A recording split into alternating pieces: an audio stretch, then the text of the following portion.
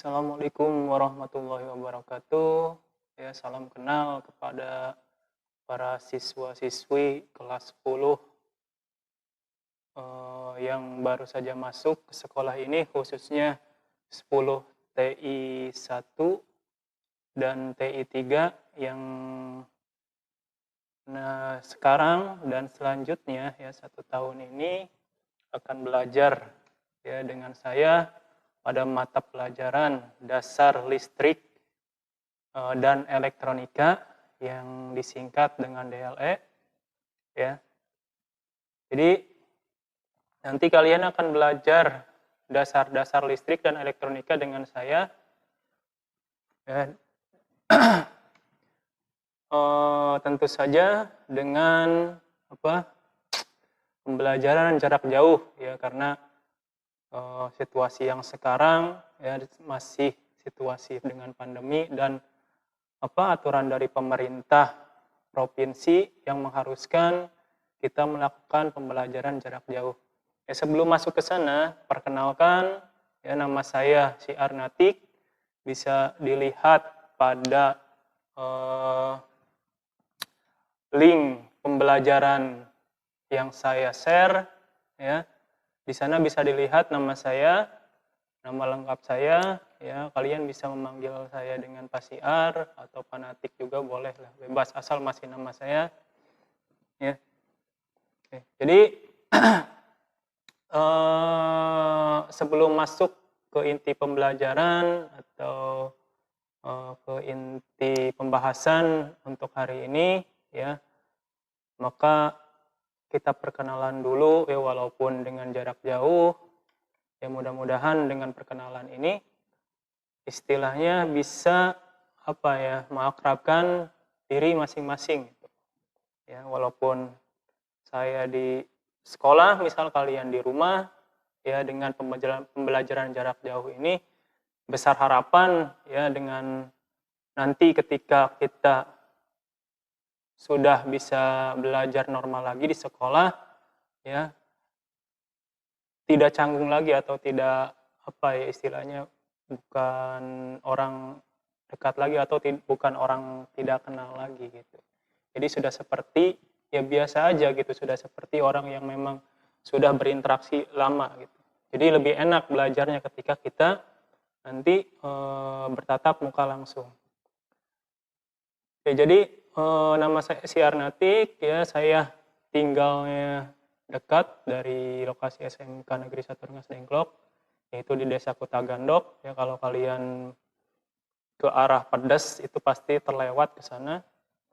Terus saya di sini sudah mengajar sekitar 5 tahun lah, 5 tahun lebih berapa bulan ya. Dan ya kalau gaya mengajar saya bisa kalian tanya lah ke kakak-kakak kelas kalian, atau mungkin yang sudah lulus atau yang sekarang masih kelas 11, kelas 12, bagaimana mereka lebih jujur gitu. Kalau saya sendiri yang menceritakan ya takut ditambah-tambah atau bahkan dikurang-kurang. Ya, silahkan tanya sendiri. Cuman yang saya ingatkan ya, kalian walaupun belajar di rumah, tolong perhatikan aturan yang sudah diberikan oleh sekolah ya. Pakai seragam ketika waktu pembelajaran sampai selesai ya, karena ilmu itu ya, atau majelis ilmu itu bukan hanya cuman dilihat dari pengetahuannya saja ya, pengetahuan yang kalian dapatkan, tapi ada keberkahan juga yang bisa kalian dapatkan gitu. Makanya banyak perbedaan sekali ketika kalau saya lihat dari istilahnya sejarah Islam dulu, orang-orang dulu ya, pada masa kejayaan Islam itu jauh sekali dengan sekarang gitu ya. Kenapa orang-orang dulu dengan keadaan terbatas,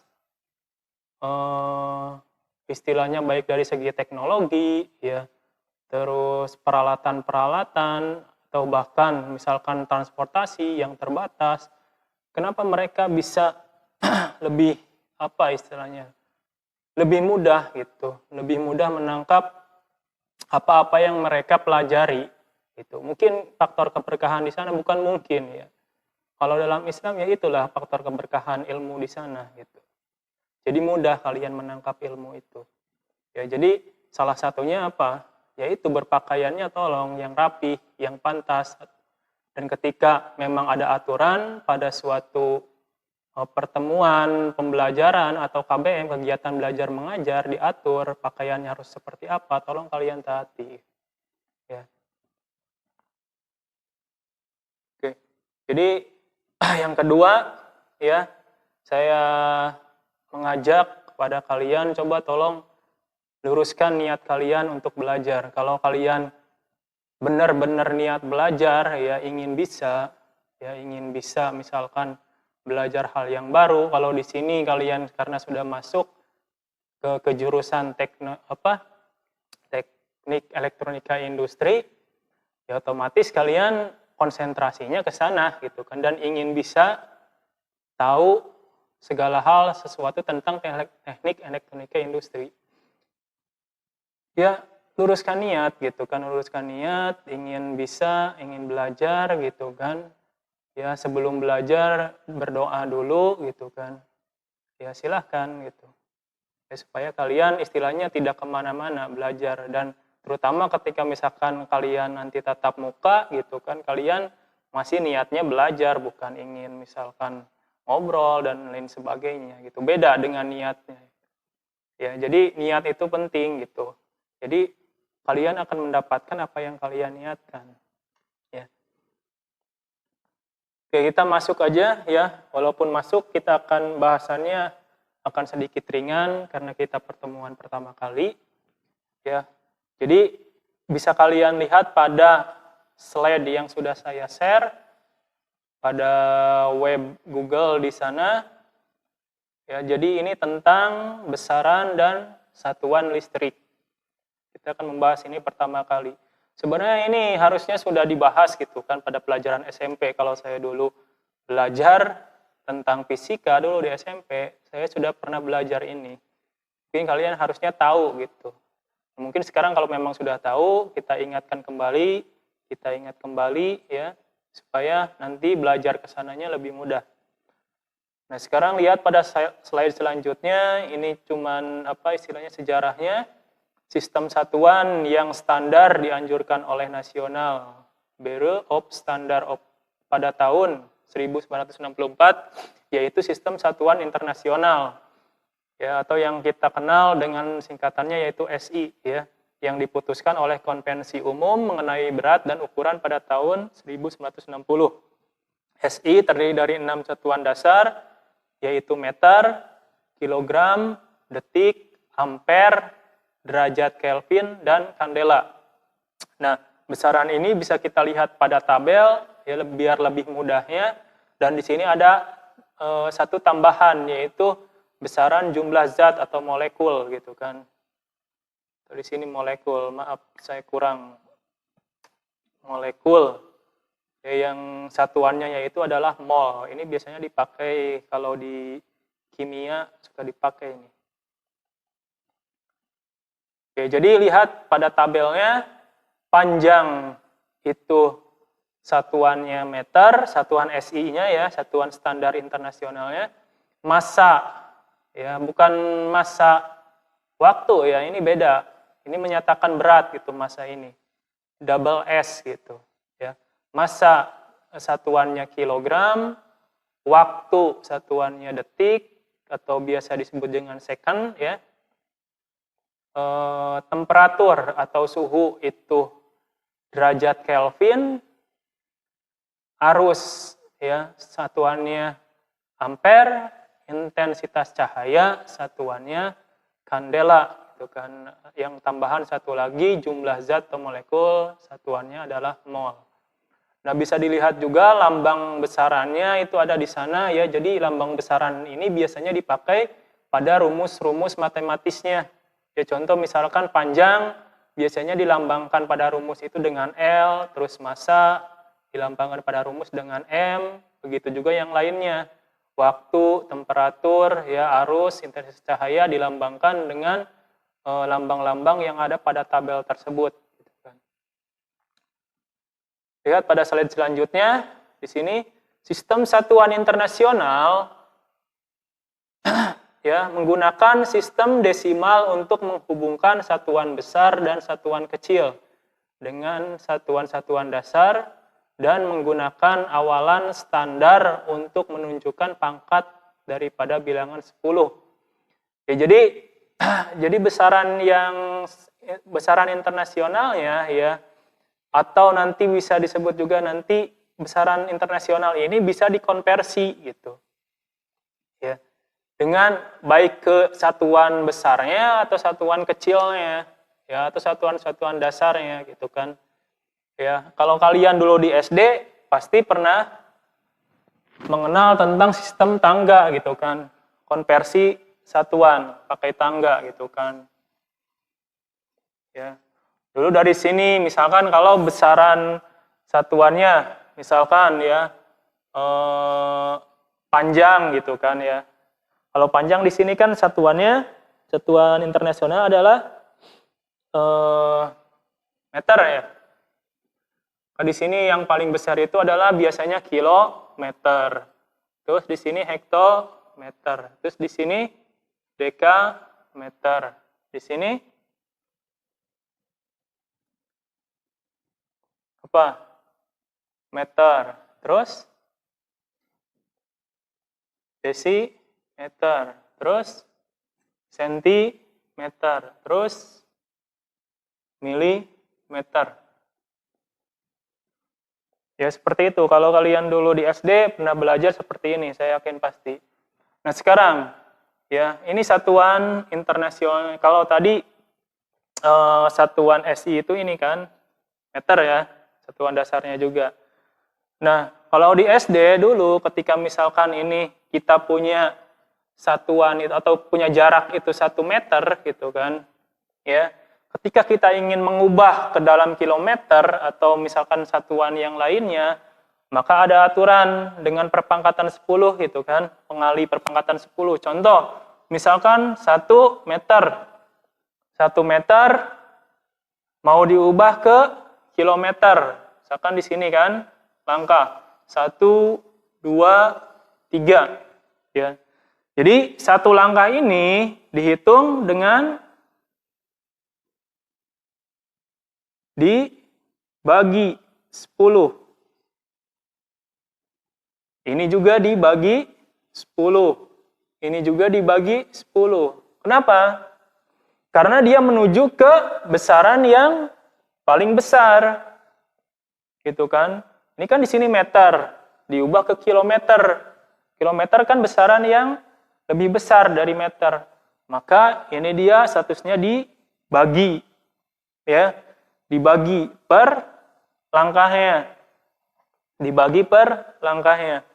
Maka ketika ini ada 3, 1, 2, 3 langkah, maka dibagi gitu kan. Ini dibagi 10, dibagi 10, dibagi 10. Maka hasilnya dibagi, totalnya dibagi 1000. Gitu kan. Maka 1 meter ini ketika mau diubah ke kilometer, jadi 1 dibagi 1000, atau bisa dibilang ini 0,001 kilometer. Jadi seperti itu kan waktu dulu. Nah sekarang sama, misalkan 1 meter ya mau diubah ke milimeter. Ya 1 meter mau diubah ke milimeter. Milimeter itu adalah satuan lebih kecil dari meter. Maka ini ada berapa langkah? 1, 2, 3.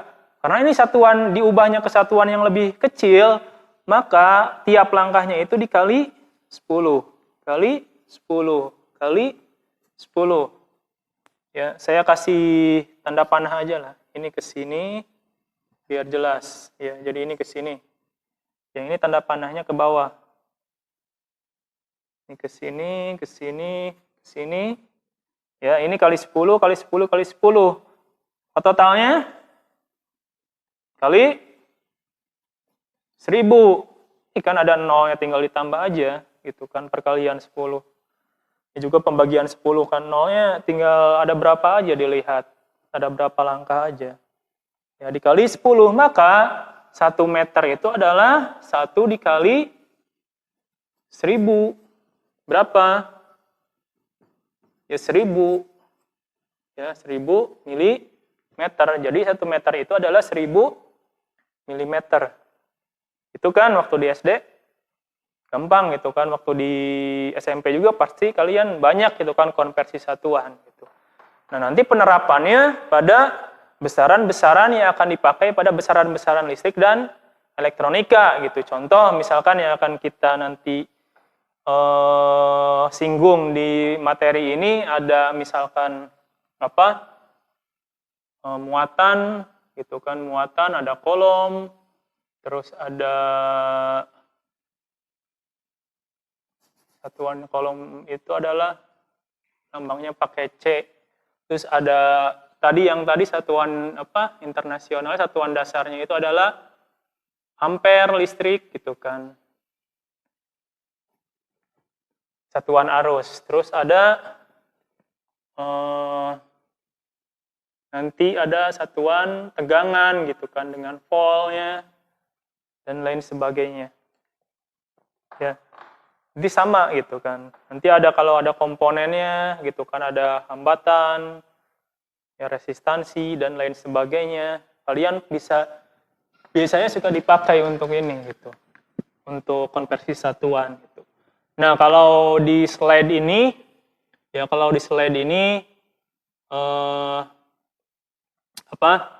lebih rinci lagi gitu kan. Misalkan di sini kalau yang kita tahu atau yang kalian pelajari biasanya dari dari kilo ya yang paling besar ke yang paling kecil itu kan mili tadi nih. Yang paling kecil itu mili. Nah, kalau di tabel ini ya lebih lengkap lagi. Misalkan di sini yang lebih besar dari kilo itu yang lebih besar dari kilo lagi itu adalah mega. Terus di sini ada giga, ada tera ya.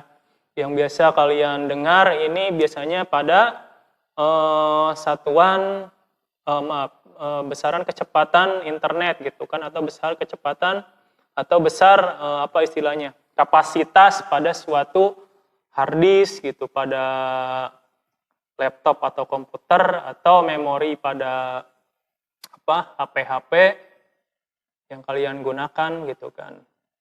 Terus di sini juga ada satuan lebih kecil lagi dari mili. Ya di sini ada mikro, di sini ada nano, piko, femto, sampai ato gitu kan. Nah, nanti akan dipakai ini kalau yang besaran kecil ini biasanya dipakai kalau di elektronika pada satuan kapasitor gitu, komponen kapasitor atau kondensator. Nanti kalian belajar ya. Nah, ini konversinya juga bisa dilihat di sini gitu kan pangkatnya. Ya, pangkatnya bisa dilihat dari sini.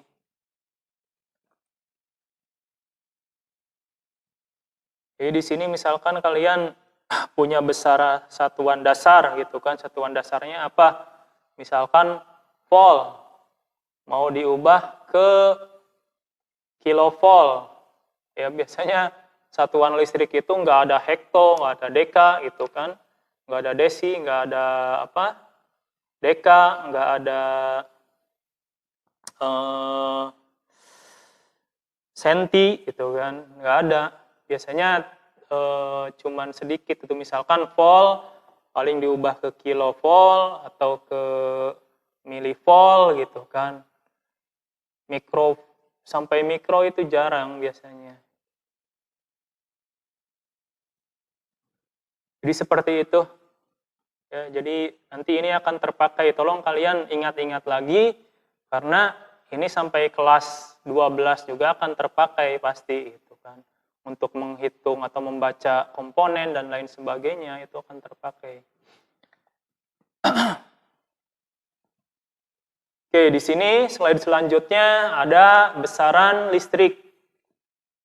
Ya, besaran listrik. Maaf. Nah, yang pertama yaitu adalah muatan listrik.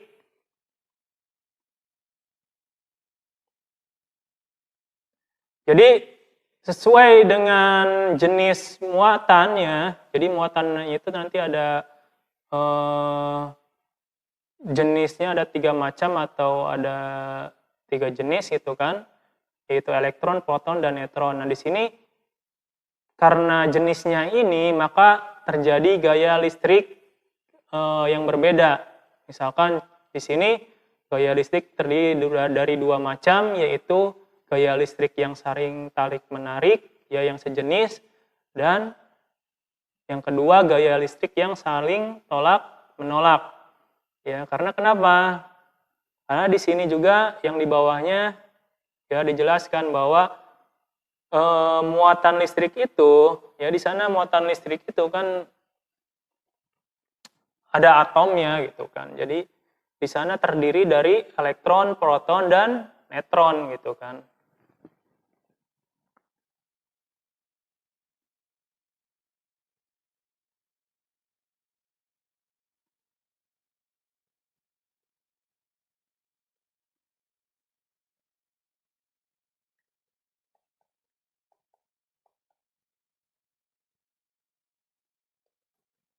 Nah, lihat pada slide selanjutnya.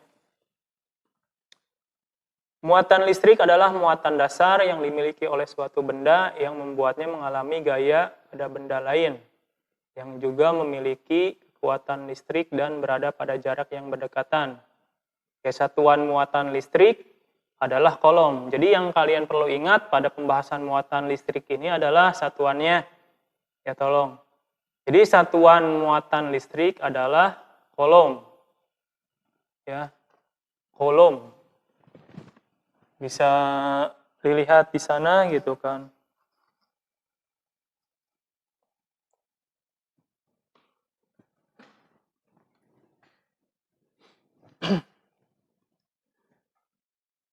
Biasanya dilambangkan dengan huruf C. Jadi kalau pada ada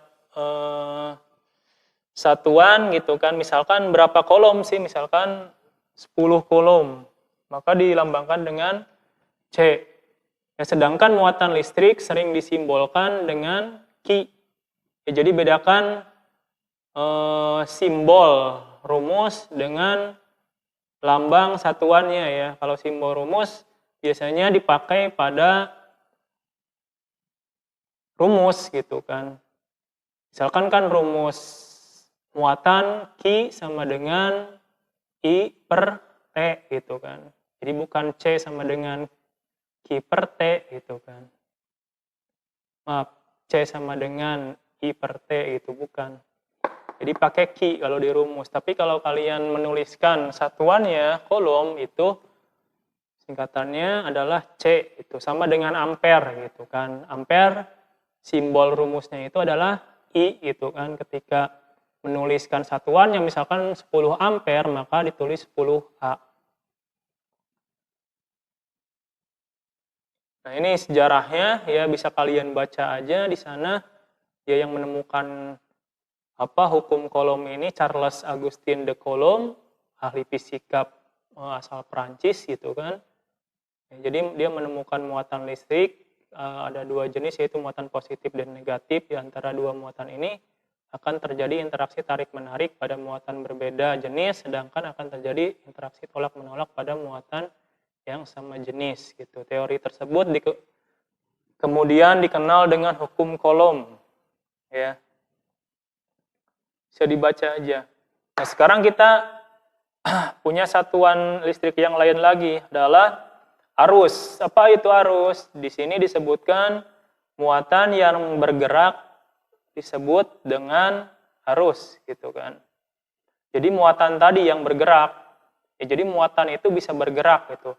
Arus yang terdapat di dalam sebuah jalur tertentu seperti misalkan kawat logam ya atau tembaga di sana mempunyai besar dan arah yang diasosiasikan dengan adanya muatan bergerak melalui sebuah titik tertentu persatuan waktu dalam arah tertentu. Jadi arus itu kalau kalian bisa dilihat dengan rumusnya ya I sama dengan Q per T gitu kan. Q-nya itu ya I sama dengan Q per T. I-nya ini kan arus. Jadi arus itu adalah Q per T. Q ini adalah tadi muatan. T ini waktu gitu kan. Artinya arus itu adalah laju.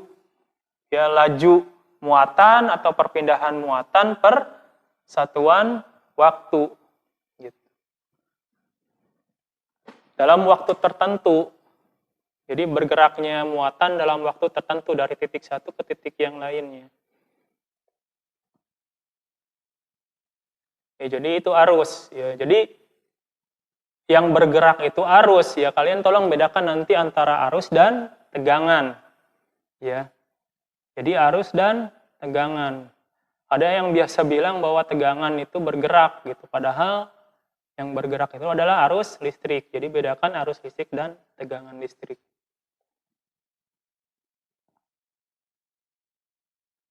Nah, di sini juga dilihat ya satuan dasar arus listrik adalah ampere. Ya, pada slide selanjutnya. Dan di sini juga ditulis yang menyatakan banyaknya muatan yang mengalir dengan laju 1 kolom per second.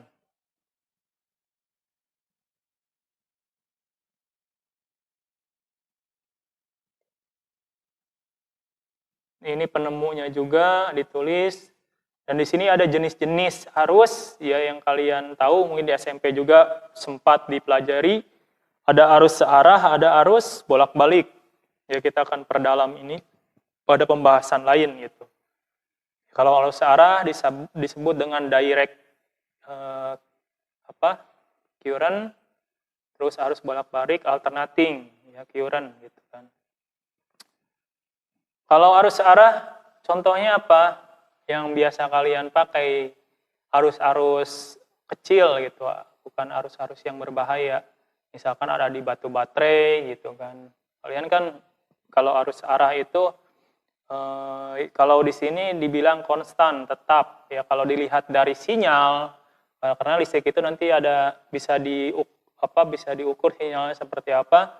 Kalau arus itu secara sinyal, arus searah diukur, itu sinyalnya akan datar gitu. Kenapa? Karena tidak ada frekuensi. Ya, maka ketika terkena kalian ya atau kalian pegang aja itu nggak akan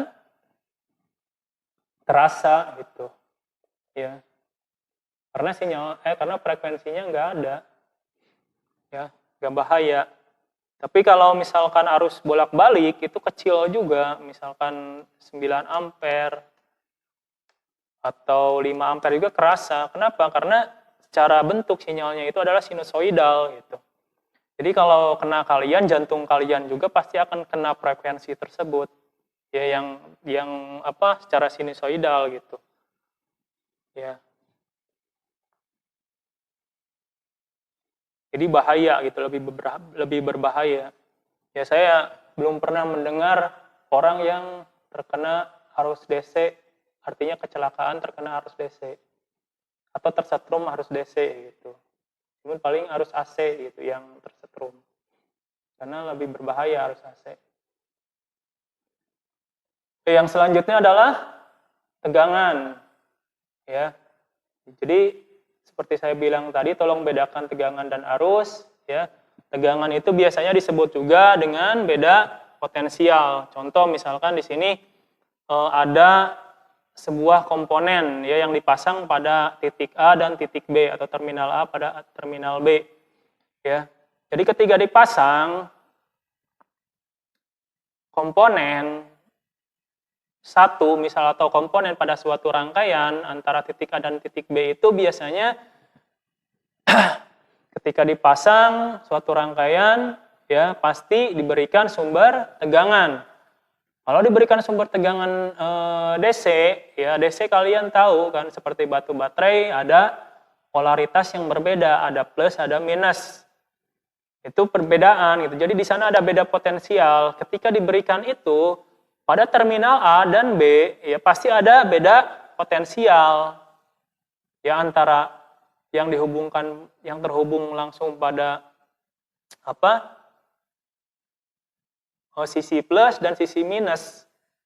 Ya, ketika ada beda potensial, maka komponen atau elemen tersebut pasti akan dialiri arus gitu. Jadi arus itu akan mengalir ketika ada bedanya potensial. Tapi kalau tidak ada, itu tidak akan mengalirkan arus. Ya, contoh aja seperti ini, kalau kalian misalkan laki-laki lah, biasanya dulu biasa bermain Tamiya gitu kan, ada sebuah dinamo atau motor listrik DC gitu kan yang menggerakkan. Nah, ketika kalian pasang ya motor DC tersebut pada posisi plus semua gitu. Kan biasanya yang dihubungkan pada baterai itu ada dua bagian gitu kan, dua jalur ya. Kalau ada dua kawat lah. Ya, yang satu ke plus, yang satu ke minus, itu baru bisa bergerak. Tapi kalau kalian pasang di satu sisi, misalkan plus semua atau minus semua, itu pasti tidak akan bergerak. Kenapa? Karena tidak ada arus listrik. Kenapa tidak ada arus listrik? Karena tidak ada beda potensial. Jadi arus itu akan mengalir atau muatan itu akan berpindah ketika ada beda potensial pada titik yang menghubungkannya, gitu kan.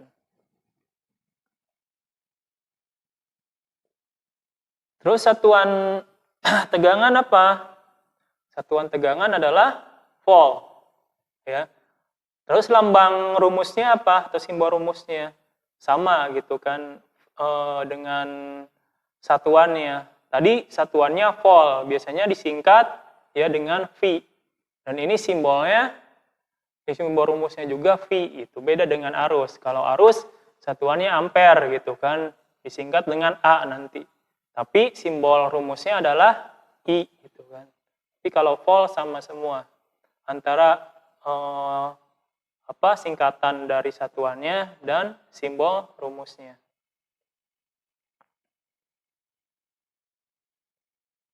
Terus yang selanjutnya dan yang terakhir ini disebut dengan daya ya. Ini biasanya berhubungan dengan jumlah power gitu atau apa ya. Ya tenaga gitu yang diperlukan ya untuk listrik. Jadi ini biasanya nanti berkaitan dengan perhitungan pemakaian listrik ya. Kalau di meteran kan ada kWh gitu kan, kilowatt hour gitu kan. Karena daya nanti satuannya adalah watt gitu kan. Ya, tegangan telah didefinisikan sebagai energi yang dibelanjakan dan daya adalah laju dengan energi yang dibelanjakan. Jadi energi yang diperlukan ya.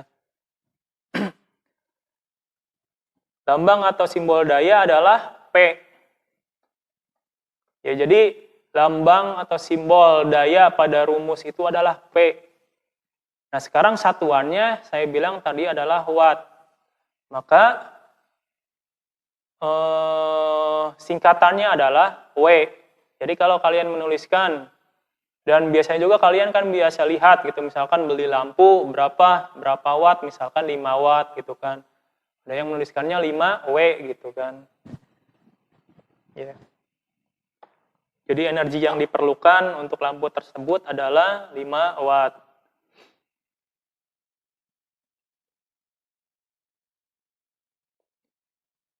Jadi rumusnya bisa dilihat P itu sama dengan V dikali I. Dan ini akan dibahas nanti pada pembahasan selanjutnya, bukan sekarang. Jadi yang saya tekankan pada materi sekarang adalah tolong yang pertama kalian ya mengetahui atau menghafal satuan-satuan dasar, panjang, massa, waktu, temperatur, arus, intensitas cahaya ya. Ditambah jumlah zat atau molekul gitu kan, tolong hafalkan lambang besarannya dan lambang satuannya, termasuk satuannya gitu, jangan lambangnya aja. Terus yang kedua, kalian menghafal atau memahami, dan memahami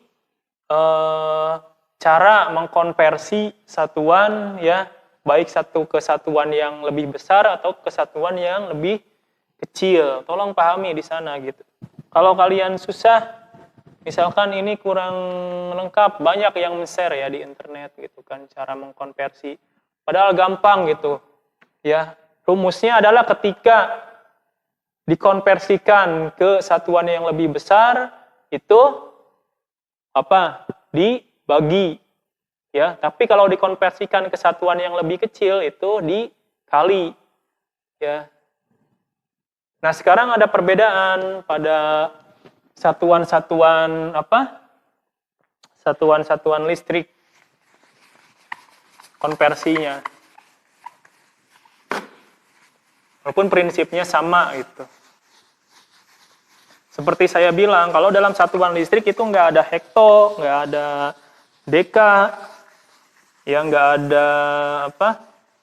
Senti, paling kilo, mili gitu kan. Kalau yang lebih besar ya sama kayak tabel tadi, ada mega, ada giga, ada tera, terus lebih kecilnya ada apa? Mikro, piko, mikro, piko, nano gitu kan. Nah, sekarang contoh misalkan besaran-besaran yang kita sebutkan tadi gitu kan. Kalau kolom biasanya jarang dikonversikan ketika perhitungan dan sebagainya. Biasanya yang biasa dipakai untuk dikonversikan adalah besar tegangan, volt, ya, atau ampere, atau tadi disebut dengan daya gitu kan, apa watt. Ya, kalau kolom jarang dibahas ya. Itu jarang dipakai karena kita nanti pada komponen atau pada rangkaian kebanyakan yang biasa dipakai satuannya itu adalah volt, ampere, watt, terus nanti ada hambatan ya, ohm. Terus kalau khususnya pada penyimpanan muatan, komponen yang menyimpan muatan, kapasitansi atau kapasitor ya menggunakan kapasitor. Jadi lupa saya, bentar lah. Oke, kita fokus dulu ke sini. Untuk volt ya, biasanya kita sebut aja ini satuan dasar lah. Ini satuan dasar.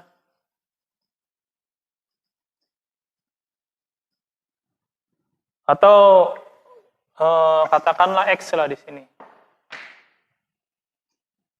Ya, X ini bisa diubah oleh volt, bisa diubah oleh ampere, bisa diubah oleh watt.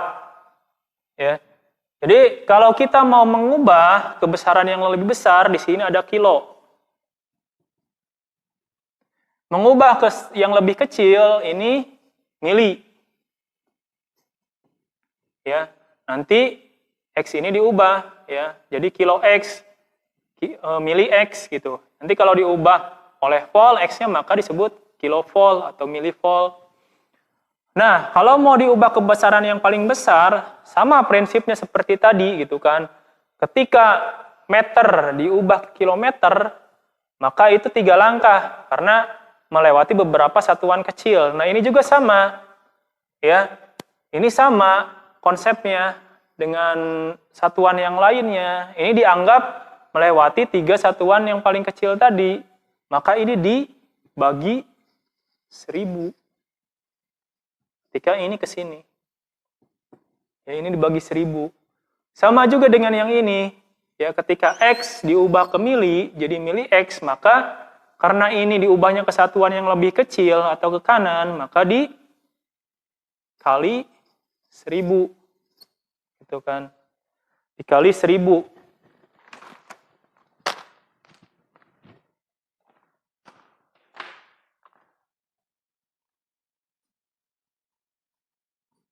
Ya. Jadi seperti itu. Nah, sekarang di sini tadi seperti di tabel kan ada lagi satuan yang paling kecil, misalkan di sini mikro. Terus ada lagi di sini satuannya yang lebih besar dari kilo adalah mega. Sama ya. Kalau ini ke sini maka dari kilo ya, dari kilo ke mega maka dibagi 1000. Dari mili ke mikro, maka dikali 1000. Jadi kalau ke kanan dikali, kalau ke kiri dibagi. Ya. Bagaimana kalau dari X ya ke mega sini? Ya tinggal dijumlah aja, bukan dijumlah 1000 ditambah 1000 jadi 2000 ya. Tidak berlaku. Ini pembagian. Maka tinggal dijumlah aja. Ini ya jumlah 0 ya. Ini dibagi 1000, ini dibagi 1000. Jadi dibagi 0-nya jadi ada 6. Maka dibagi 1 juta. Kalau ke sini langsung, X ke mikro langsung. Gimana? Sebenarnya kalian satu-satu juga bisa gitu. Bisa dibagi ke kilo dulu. Oh, ke kilo dulu. Jadi 1000 kilo. Oh, kalau dari 1000 kilo, jadi 1000 mega. Cuman seperti itu. Nah, sekarang kalau mau langsung, ini langsung juga. Maka ini dikali 1000. Kali 1000. Jadi kali 1 juta. Gitu kan, kalau mau langsung seperti itu. Ya, gampang gitu kan. Contoh, kita X ini ubah jadi ampere. Misal, ada 5 ampere arus. Maka, ada 5 ampere arus. Ya. Ketika mau diubah ke miliampere, ya, maka 5 di sini kan, ampere di sini, diubah ke mili, maka dikali 1000, maka 5 dikali 1000. Jadi 5000 mili ampere gitu kan, gampang. Kalau di ke kilo, jadi kilo ampere berapa?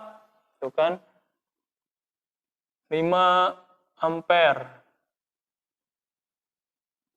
diubah ke kilo ampere.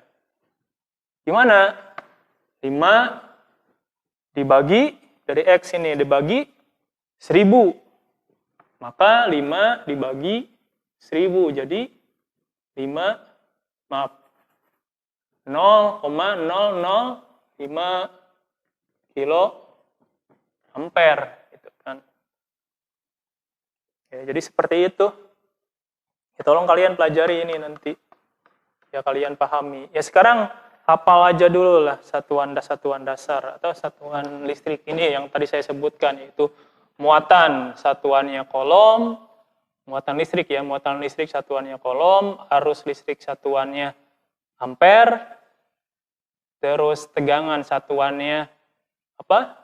Volt, terus daya satuannya watt. Itu hafalkan, pasti akan terpakai sampai kelas 12. Dan ini juga tolong pelajari ya.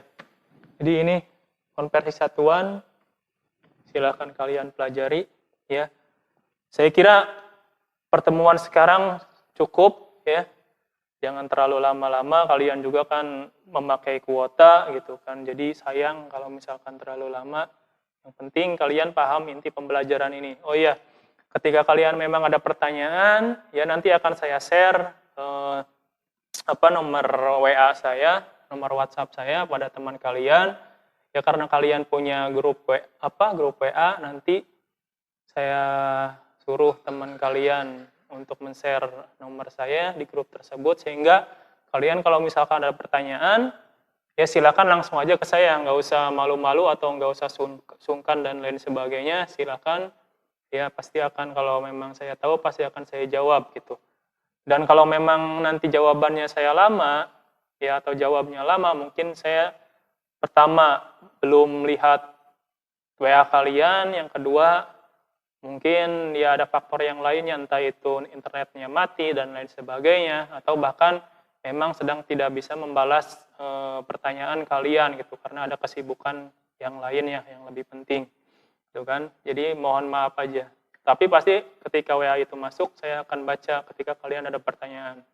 Ya kurang lebihnya mohon maaf, silakan ajukan pertanyaan kalau memang ada, ya seperti saya bilang, langsung aja ke nomor WhatsApp saya. Ya, kurang lebihnya mohon maaf. Assalamualaikum warahmatullahi wabarakatuh.